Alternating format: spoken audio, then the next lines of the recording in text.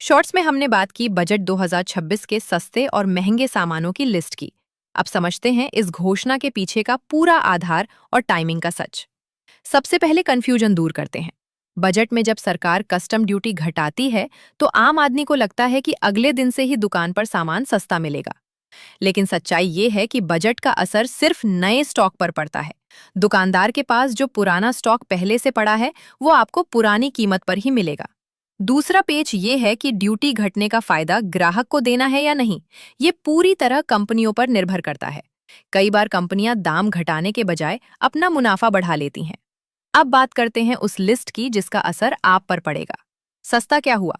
Cancer और दुर्लभ बीमारियों की दवाइयां, मोबाइल और माइक्रोवेव के पार्ट्स, जूतों का कच्चा माल और विदेश से पर्सनल यूज के लिए मंगाया जाने वाला सामान।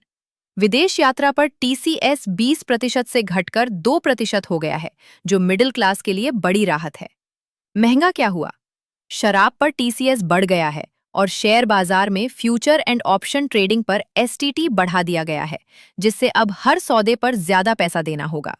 लेकिन यहाँ एक बहुत बड़ा कैच है जिसे आपको समझना होगा। बजट अब केवल इंपोर्ट ड्यूटी यानी विदेशी सामानों के टैक्स को छेड़ता है।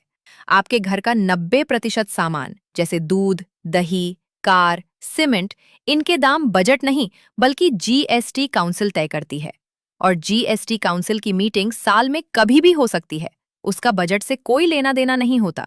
इसलिए बजट अब सिर्फ चुनिंदा सेक्टर्स के लिए ही बड़ी खबर लाता है। इसके अलावा सरकार ने इस बार फ्यूचर इंडिया पर दांव खेला है। युवाओं के लिए गेमिंग और एआई के क्षेत्र में नए कोर्स और लैब खुलेंगे। टीयर 2 और टीयर 3 शहरों के विकास के लिए 11 लाख करोड़ का बजट रखा गया है। किसानों के लिए भारत विस्तार प्रोग्राम आएगा जो खेती को हाईटेक बनाएगा। यानी टैक्स में छूट भले ही ना मिली हो, लेकिन इंफ्रास्ट्रक्चर और रोजगार पर सरकार का पूरा जोर है।